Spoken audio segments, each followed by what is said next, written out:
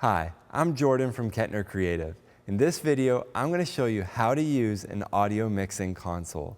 The console in front of me today is the Yamaha MG10XU.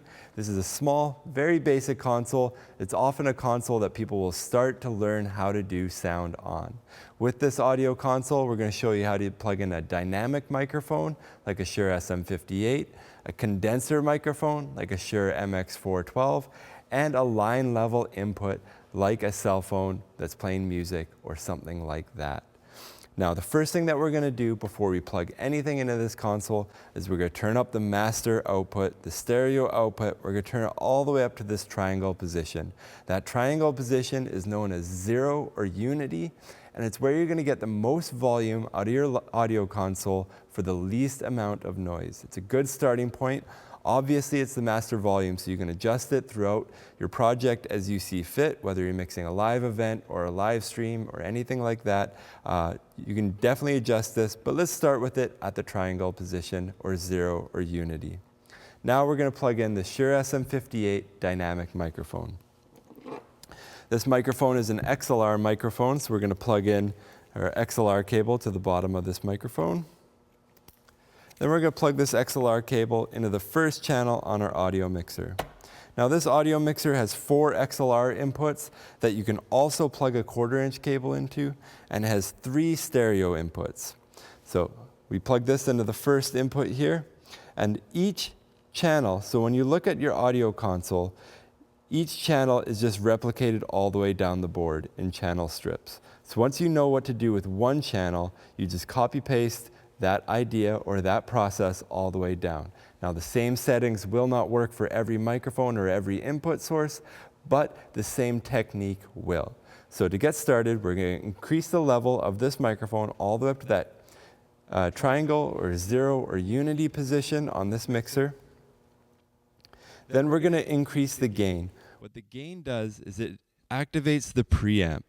The preamp is responsible for taking this tiny little electrical signal from a microphone and boosting it to a point where the audio mixer can use that to compress, to equalize, to send to an aux channel, to pan, and then ultimately get its master volume before it moves down to the stereo output of the mixer.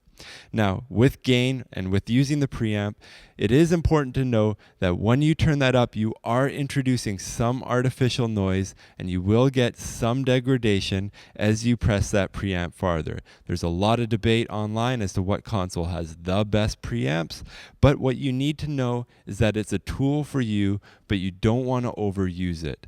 You need it to get where you need to get, but if you use it too much, you will be introducing noise and you will have some audio degradation as well. So keep that in mind. You want to use it as sparingly as possible, but at the same time, you can't be afraid to use it because you need it. Now, as you can see here, we've turned up our level to that triangle position. The gain is at about 12 o'clock, and you can see that we're getting some audio level, and you can hear it coming out of the audio mixer to our computer recording right now as well. Now, the next thing I'm going to show you is the compressor. What a compressor does is it raises the volume on the quiet parts and it lowers the volume on the loud parts. This is helpful when you have a lead singer or something like that that has a very wide dynamic range. You don't want to be sitting there changing the volume on the input all night. What you're going to do is you're going to increase this, and that will lower the dynamic range and put those dynamics into a more narrow window so it's usable, so you can mix it, so it's a lot more predictable for you. Now, the downside of this, just like gain has a downside, compression also has a downside. If you over compress a vocalist, it will make them sound dead, and it will take the character out of their voice, and it will reduce their dynamics. That being said, if you're at a corporate event and you're mixing something like a lav mic or a podium mic or something like that that doesn't require a lot of dynamics, then you can be a lot more aggressive with the compressor to get it where you need it to be so you're not chasing the volume throughout the duration of the event. So you should be able to hear this kick in as I turn it down and as I continue to turn it up, and I'm going to turn it back off now. So that's a tool that you can use. Next, we're going to talk about the 3-band EQ on this mixer. This mixer has a very basic EQ. It has a high, a mid, and a low. The highs, if you increase it, you'll notice that it gets a bit more crisp. And if you reduce it, you'll notice it gets a bit more flat. If you increase the mids, you'll notice that the vocal presence right in the core of the voice is enhanced, and if you take it out, that will be reduced. Now, with the low end, it's very common to reduce the lows on a vocal just to clean it up, but another way that you can do that is at the top of this channel strip, there's a high pass filter. A high pass filter removes the lows all the way up to 80 hertz on this console. So you can click that on, and it'll reduce those lower frequencies and just clean it up. Now, if you're doing a podcast or something like that, you don't necessarily want to high pass them. You might want that full body of sound. But if you're in a live environment, as a general rule, you will high pass almost every vocal microphone on the stage. Just really cleans it up and makes room for things like kick drums, keyboards, bass guitars in that low end. And nobody's really listening for vocal presence below 80 hertz. That's not really an effective audio frequency for vocal mics. So just clean it up, make room for those other instruments. But again, if you're recording, you might want those frequencies there. So there's a time and a place for everything. Next, there's an effects send on this board. So I'm going to show you how that works. We're going to turn this effects return all the way up to 0, or that triangle position. We're going to turn it on, and then we're going to increase the effects send on this channel. So you should hear that it's coming through all the way here. We're on effect 24, which is pitch change, and we can increase or decrease the parameters of that pitch change so you can see the type of effect that we're getting. I'm going to turn that off, turn that down, and turn that down. Now, another way, if you're not wanting to use the effects return, you can leave this down, leave the effects engine off, and you can increase this volume, and that will essentially create an Aux Send. So you can use that for a monitor channel or something like that if you're not using the effects engine. You can also send this to a different effects unit and plug it back into your console if you wish as a line level input for a reverb effect or something like that. Lastly, we have the pan. So this red knob here will sweep the vocal from left to right. Generally, you want your vocals right up the middle, but it's very effective for things like panning drums or panning guitars or panning choir mics or something like that to open up that stereo spatialness. Next, I'm going to show you how to use a condenser microphone with this audio console. Now, a dynamic microphone, to explain how it works extremely simply, is inside this microphone there's a magnet. Now, when you speak into the microphone, you're speaking into a capsule. That capsule will move and it will interact with the magnet to generate electricity or a signal that comes into the audio console and is interpreted as audio. Now, with a condenser microphone, there's no magnet, so it needs a way to generate electricity or signal, and to do that, it needs electricity to generate that signal. So we're going to turn on 48 volts of phantom power once this microphone is plugged in. You don't want to turn that on until the microphone is ready to be plugged in. Until the microphone is already plugged in, sorry. I'm going to plug that in, then we're going to turn phantom power on. Now we're going to do the same thing. We're going to turn this level up to that 0 or unity position. Then we're going to increase the gain until we see the level here on this meter. Now we have a good level coming out of this condenser microphone. So yeah, the only difference between these two is that condenser microphones need that 48 volts of phantom power.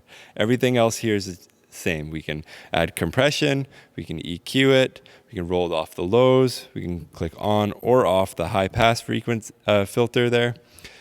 So yeah, that's very basic. But oftentimes if you ever have a microphone that doesn't work, surprise, it's a condenser microphone. Just turn on that 48 volts and you'll be in business. And now I'm going to show you how to use a line level input like a phone. The easiest way to do that is with a cable like this. This cable will take a headphone jack from any device like a laptop or a phone or an iPod, and it'll convert it to 2 separate 1/4-inch plugs there. So one will be left, one will be right. So we're going to plug those in the audio console into these microphone inputs. My phone doesn't have a headphone jack, so I'm going to plug this headphone adapter in to convert it to a lightning cable. Plug that in the bottom of the phone, and I'm going to play some music. Now we just plugged a line level input source into these mic inputs. So we need to put this 26 decibel pad to bring that line level down to a mic level, and then we can turn these volumes up to that 0 or unity position, and we'll bring up the gain, and we can see that we have our level here. Now, as you can see there, we just used up 2 valuable microphone inputs on this console. So another way and a better way to do this would be to unplug those from the microphone inputs and these combi jacks, and we're going to plug it into a stereo input that's actually built for this purpose. So you can see here, there's no pad, there's no gain, it's just ready for a line level signal. We're going to turn the volume up, and there you can see that we have the music for this channel. So that'll work for any laptop input or anything like that. Now the downside of this cable is that it's unbalanced. So an unbalanced cable cannot run more than 10, 15, 20 feet, depending on who you ask, without some audio degradation. So for me, anything longer than 6 feet, I like to balance the cable. The simple way to do that is to use a DI box. This particular DI box is a 2-for-1, so it will take both these 1/4-inch plugs, and it will kick out a single XLR, so it will mono some. But sometimes that's useful when you're on a small console like this. You're not necessarily worried about perfect stereo sound all the time. Sometimes you need to mono some things to get them into the console because these XLR jacks are super valuable on some consoles. So I'm going to plug this in. And now with this solution, it reduces it from line level to mic level for us. So we need to make sure this pad is off. We turn the volume up. We increase the gain. There you can see that we have signal. So that's how you'd use all the basic features of an audio console like this. If you want to see pricing or specs for anything that you've seen in this video, we have some links in the description below. If you have any comments or questions on how to use an audio console like this, please leave a comment in the comment section below. And if you want to see more videos like this in the future, we make videos like this all the time. So please like and subscribe to see more videos like this in the future. Thank you so much for watching.